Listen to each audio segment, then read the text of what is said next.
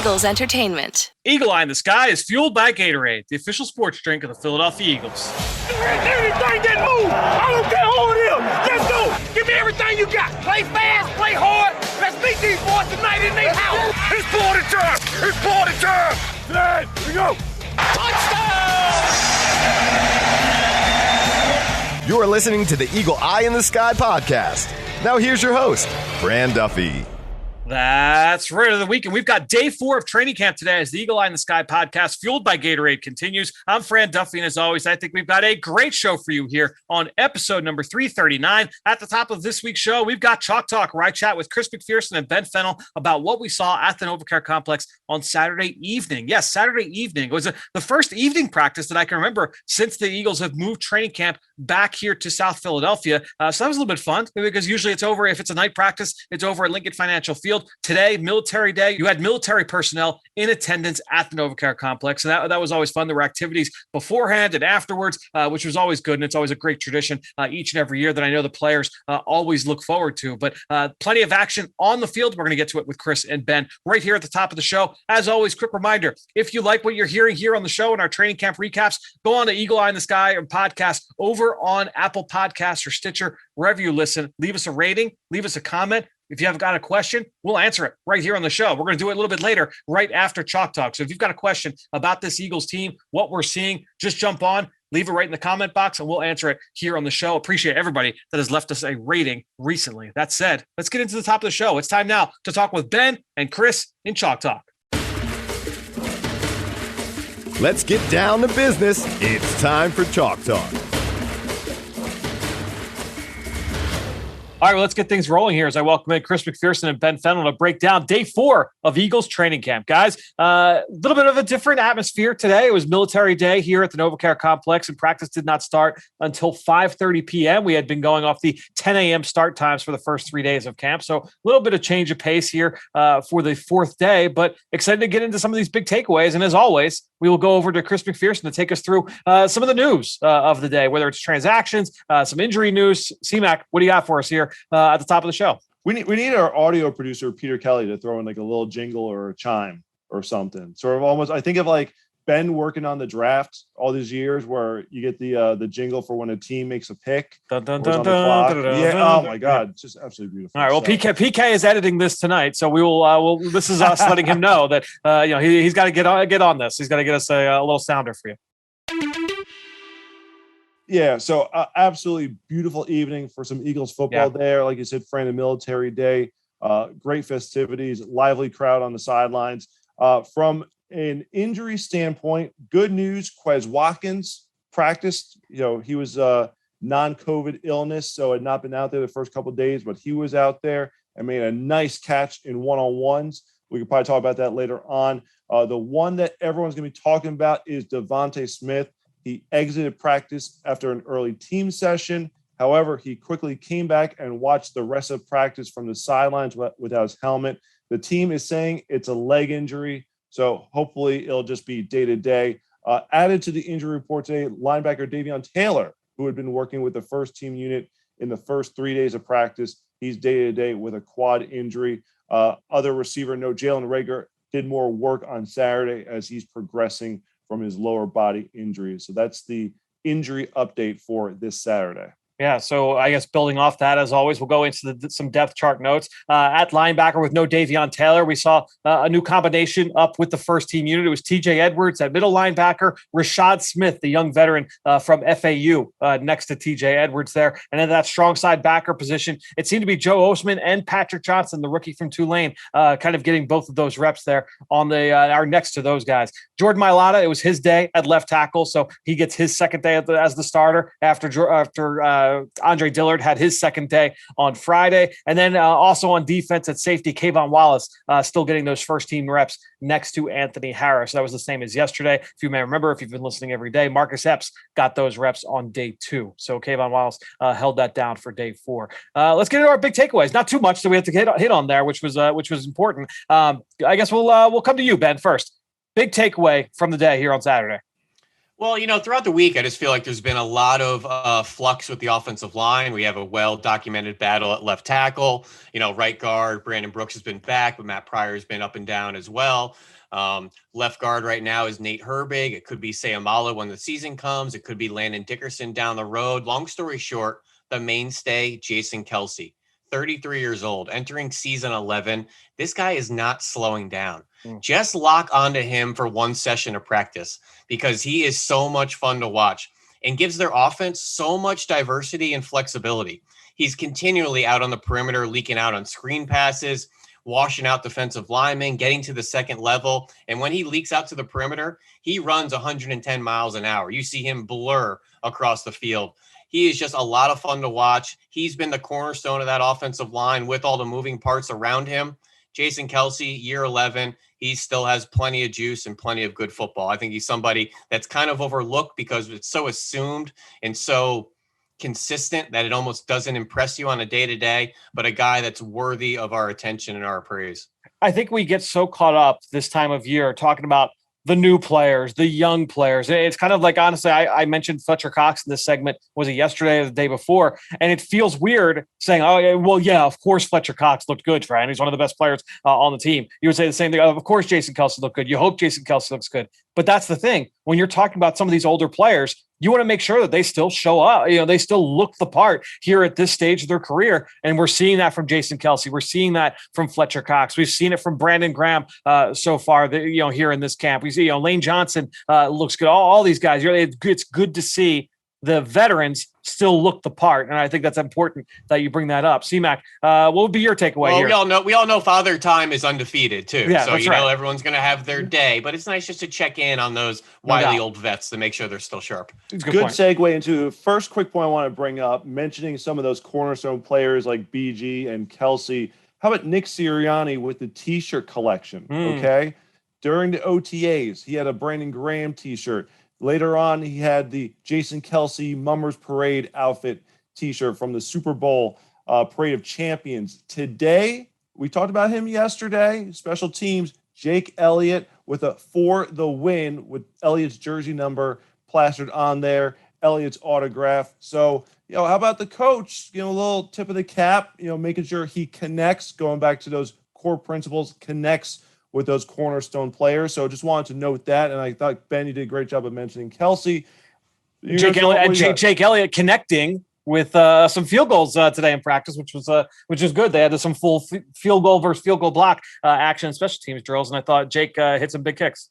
Yes. I think the farthest I want to say he had 42 or so, but distance-wise, I think so, yeah. Out there. So around that range. So definitely looking good out there. The members of the military, the members of the armed forces wanted him to roof the ball because he's kicking it basically toward the complex. He hit the roof of the tents that were set up for some of the guests. So it was raining footballs on them for a little bit. Didn't quite get to the roof of the facility, but nonetheless, there, good note there too, because Elliott and Sipos, they don't kick every single day. So a big day for them.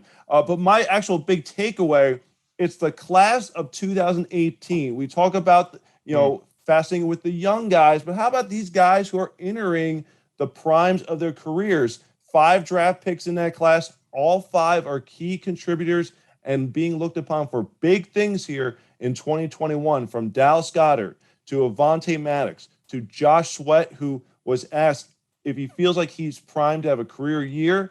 And he smirked and just said, yeah. And he felt with all the work he's put in this offseason, looking back at his rookie year tape, he is so thankful that the way that the coaches brought him along slowly, because he said he looked like a mess back then, just running around, not knowing the proper technique. He is thankful for the way that he was slowly developed and brought along by the coaches.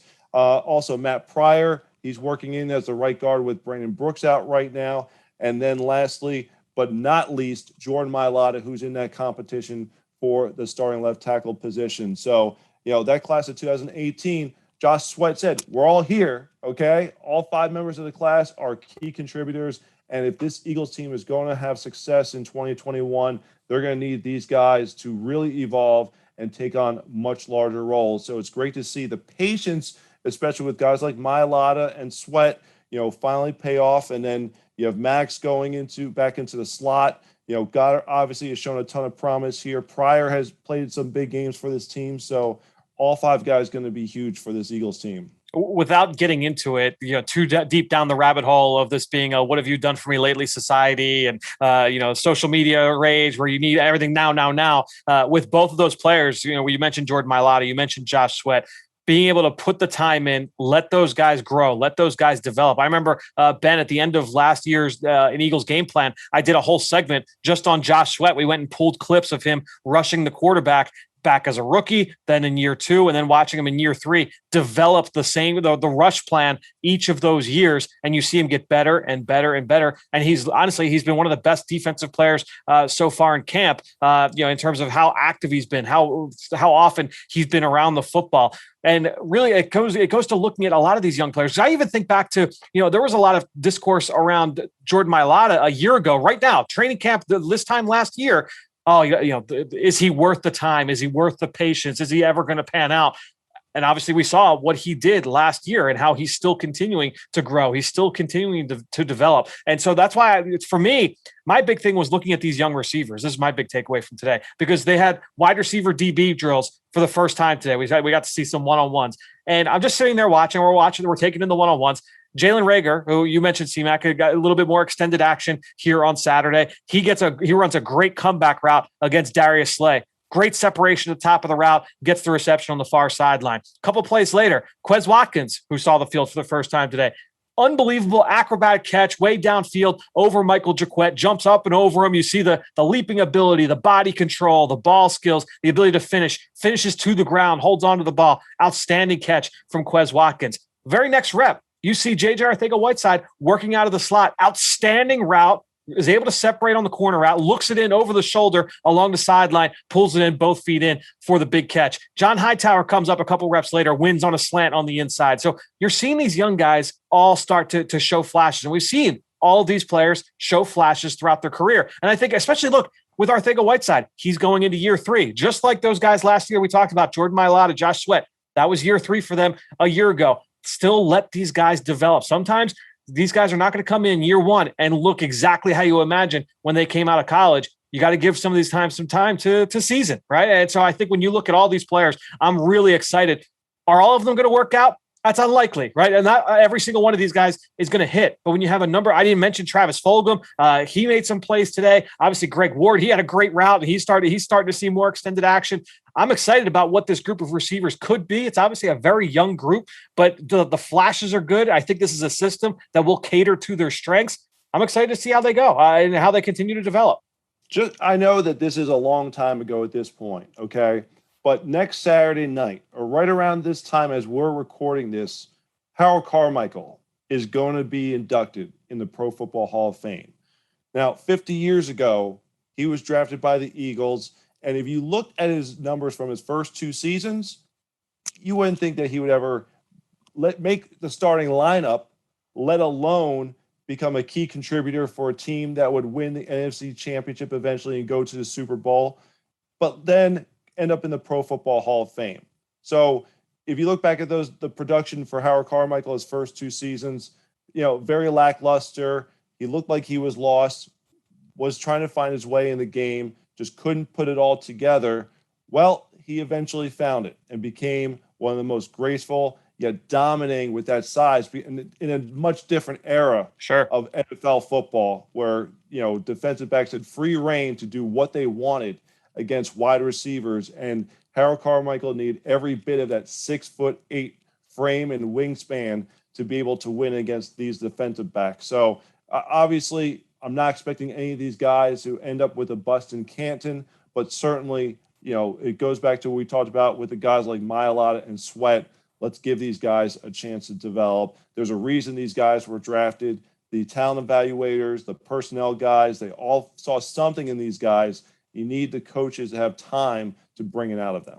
And real quick, the last note I'll make on these receivers, keep in mind this coaching staff. You have obviously Aaron Moorhead as the wide receivers coach, Kevin Patullo, the pass game coordinator, very, very experienced with working with wide receivers. And then, by the way, the head coach, Nick Sirianni, a wide receivers coach by trade. Ben, you've been over by the wide receiver individual drills each and every day. And each day in our practice notes over on PhiladelphiaEagles.com, which you always need to read every single day if you have not already, Ben, you make a note about the wide receiver individual drills and how Sirianni's right there, right in the thick of things.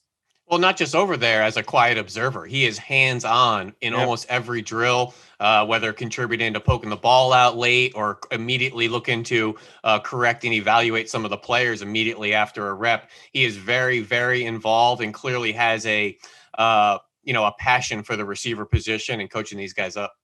Yeah, it's going to be fun just to watch some of these guys continue to take that next step in their development. All right, so those were our big takeaways from today. Let's get into a big question surrounding this team coming out of Saturday's practice. And look, I think it's easy to say that the defense has made more plays over the course of the first 4 days of practice than the offense. So we'll stick to that side of the football.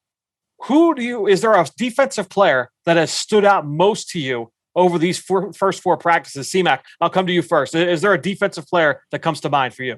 So I think we talked about not overlooking the star players like Fletcher Cox.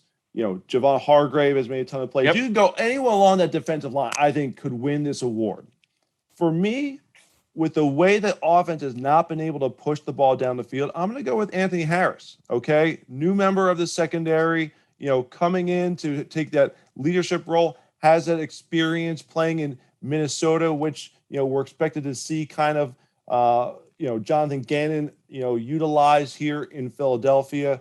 I just think that so far this defense has smothered the offense, not allowing a lot of big plays down the field. And you got to give credit to, a new guy on the back end who's trying to, work with a bunch of young players here. He's taking Kayvon Wallace. He's working with the Marcus Epps there on the back end and several other young safeties here these first couple of days. But, the cornerstone back there has been Anthony Harris. He's brought in here to help solidify that safety position opposite of Rodney McLeod. And with McLeod, on the physically unable to perform list, Harris has done a great job of playing air traffic controller there on the back end. So there's a lot of great options here, and certainly anyone along the defensive line, but I'm just going to give some love to the secondary and go with Anthony Harris on this one. I like it. I will go with the low-hanging fruit. You mentioned that defensive line, whether it's Fletcher Cox, who I talked about recently, has been outstanding. Javon Hargrave, I'm glad you brought him up. I'm going to throw Josh Sweat in there. I mentioned him earlier here on the show. Every single day, he might get, the quote-unquote sack, right, where he gets home for the quarterback. And sometimes they don't even blow the play dead. They let the quarterback continue to run the play out. But he is so often in the backfield. You see him wrapping up ball carriers. They're not tackling to the ground yet, but you see him, at the line of scrimmage, getting arms around Miles Sanders or Boston Scott or whoever's carrying the football. Whether he's working with the first team or the second team, he has been really, really active. I'm going to go Josh Sweat here for this category. Ben, let's come to you. Who's one defender who has stood out to you so far through 4 days? One defender that has impressed me, and I'll take it one step further and make up a superlative for this category. Okay. He's going to be my rookie practice player of the week. Ooh. And that's not our first round pick, Devante Smith. It's not our sexy third round pick, Milton Williams. But from one fourth round pick, Josh Sweat, to another, Zac McPherson. Lock your eyes on this kid for one period. He has been Velcro in coverage the last three practices, and that's a good thing. That means you're sticky, you're not giving anything up. He's been chippy post play. He didn't back down from Miles Sanders today, give him a little something extra after a play. He's a tough kid. He loves to shed blocks in the run game. He's often throwing receivers down, sprinting to the ball carrier, loves working with the DB coach the second he gets off the field, has been doing daily punt gunning work after practice. In my opinion, he deserves some reps with the ones. If Steven Nelson or Darius Slay needs a vet day, I want to see Zac McPherson mix it up with some of these number one receivers and to really test him and see how much further he can go. He's a Penn State transfer to Texas Tech who tested out of this world, was a little under the radar, fell to the fourth round. In my opinion, he might be a gem of this draft class. Look out for this kid once the pads come on. And just misspells his name. Well, yeah, the other McPherson here at the NovaCare Complex. Exactly. But I think when you look at Zac McPherson, for those of you that were not listening to whether it was to this podcast or to the Journey to the Draft podcast back in the spring, Zac McPherson, one of those players where everybody in the building was excited about this draft. So like the coaches, the training staff, the medical staff, the scouting staff, everybody all on board, excited to get Zac McPherson where they got him in the 4th round. And, that also doesn't always happen with every single draft choice. That was one of them where everybody was excited about Zac McPherson. So good to see him have such a strong start to camp, Ben. And he's a guy playing so fast out there. And you rarely see that for a rookie that often has some hesitations or some mental questions, and you can't always play 100%.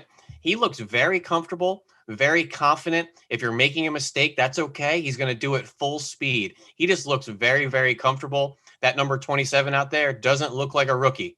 And I just want to see him with some ones and maybe get some more opportunities out there with the defense. I like it. All right, well, let's get to our plays of the day. I'll kick things off here. A couple big plays defensively that I could have gone with, but I think my favorite, and TJ Edwards seems to come up with these plays, I would say like every other week while we're out here for practice. He did it certainly as a rookie a couple of years ago. He did it almost weekly last summer during training camp. And here he is again, doing it again. A diving interception in the middle of the field against the offense. It was a 7-on-7 drill. He looked like he was in zone coverage. Obviously tough to tell sometimes from the sideline, but a leaping interception to the ground. TJ Edwards, yes, there are some limitations athletically, extremely instinctive, right? And so the athletic limitations were why he was an undrafted free agent. But the reason why he was such a productive player in the Big Ten at Wisconsin for as long as he has got a GPS for the football in both the run game and the pass game. TJ Edwards, I love seeing him making plays on the football. We got to see that once again today. C-Mac, let's come to you. Play of the day. I was thinking about going with possibly like a Jaquan Bailey who had a strip sack of Nick Mullins, and I guess didn't realize being the rookie, you're not supposed to hit the quarterback. There's a red there for a reason. He got to stop.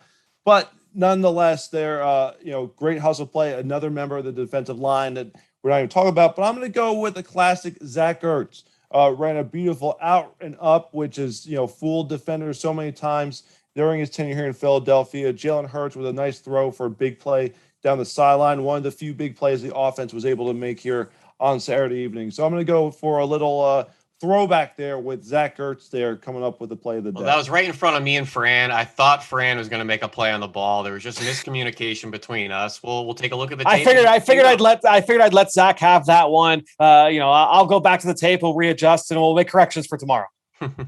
Ben, what do you got for us? Mine's going to be a fun battle we've been seeing quite often in practice. Jordan Mailata, the absolute building over there at left tackle, sometimes right tackle, has been battling the speedy Derek Barnett, and occasionally gets the better of him. Barnett got taken down, slipped a little bit. Mailata kind of gave him a shove into the ground, but that next rep, former first round pick, Derek Barnett showed you he still has quite the first step and quite the bend around the corner. He smoked Mailata on the very next rep. He would have smacked the quarterback if he wasn't wearing that red jersey on him. But it's just really fun kind of back and forth to see the power of Mailata, the finish, and then that quick first step of Barnett, each kind of showing what they can do for their respective line groups. For fans that read our articles or listen to the podcast, you guys might wonder, how do you guys get so much information just from standing there on the practice fields? And Ben and I very often will watch practice next to each other throughout the course of the entire day. And I'll be watching kind of like the whole play, like a wide focus, try and get a sense of, what the play call, just the play design. And I'll write down every single play that happens. I'll go through like 3 or 4 sheets of paper each and every day of practice. Ben will be right next to me, and he is hyper-focused on one player or one matchup, one battle, and it might be in the trenches. And I remember during this sequence, I was so distracted, I actually missed the play because Ben said, "Oh, Mailata just got Barnett." And I'm looking, my eyes going to the backfield. I missed where the ball actually ended up, if the ball was thrown, if it was caught, didn't see it. But Ben was like, "Oh, Mailata just got Barnett." And then I had to watch the next play. So we both got to see Barnett get the best of Mailata on the very next rep. He kind of turned it up there to make sure he got him back. But yeah, sometimes it's really fun to kind of be hyper-focused. And then sometimes you take a more of a peripheral vision and try to watch the play and the whole scheme and the movement of the safeties and the line. But being there at field level, you got to go in with an objective. These guys are big. It's fast. It happens right in front of you. You blinked, you missed something. Go in before the play with an objective. Stay focused on your assignment. Yeah, it's very hard. And I remember, C-Mac, I think you and I forget exactly who we were talking about. This is like training camp back at Lehigh. Was like, I try and come away from every play with one note. And so like literally like whether it's I'm going to be hyper focused on something or if I'm just taking the whole thing in, give me one note from every single play. And then, you're obviously not going to use every single one of them in the article, but it gives you at least a nice little sample size to be able to work with. And it's also worth noting, we're one of the few practice facilities that don't really have true bleachers. So while you may see some practice clips going around from other teams, much more elevated, where it looks like you're kind of watching the TV copy or the Alt 22, our camp, only a few levels of concrete steps for some fans. So we don't really get that aerial view. So you're very much stuck to that kind of sideline perspective, which has some pros and cons. You can hear coaches and players talking. You can't always see that corner on the other side of the field. So, make sure you stay focused and just take away what you can out there. I will say that one of the pros, kind of follow up on your point there, Ben, is you hear the trash talking going down the field. And Miles Sanders had broken off a big play. And I guess he and the rest of the offense getting tired of losing these battles with the defense the first couple of days of practice with Nick Sirianni's new charting method. And, he was just letting them have it. He was just running back down the sideline, pointing to the guys on defense. But the defensive guys were coming right back because every time that they were swarming to the quarterback, and forcing them on check downs or, quick outs, defense like, take a shot down the field. What are you guys worried about? Just take a shot. In my opinion, C-Mac, I think the trash talking's been a little tempered here through the first week. Once we get some clicking and clacking with some real pads, I think they'll start barking a little bit more, maybe a little bit more chippiness post-play, and then you really want to let them know about it and call their mother's names and stuff like that after the play. So we'll see next week if it heats up. We got pads hitting the field on Tuesday. So no practice on Sunday. We will not have a podcast on Sunday. So you got 1 day reprieve from the three of us. But the three of us will be back on Monday. The Eagles take the practice field 10 a.m. Monday morning at the NovaCare Complex. Tuesday, the next day, is when the pads go on for the very first time. We'll have a week's worth of action. And then I believe it's the week after that is joint practices against New England, C-Mac. Am I right in my timing there? So it's going to be right on us. We got the Hall of Fame next week, Hall of Fame game, real football coming our way. A little bit later. Go a little bit later because the first game is Pittsburgh. And You're right. Then we'll Pittsburgh, then New England. So we got a couple more weeks till joint.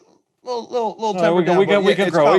We're getting there. It'll be here before we know it. But both of you guys, thanks so much once again for joining us here on the Eagle Eye in the Sky podcast. We will talk to you both on Monday.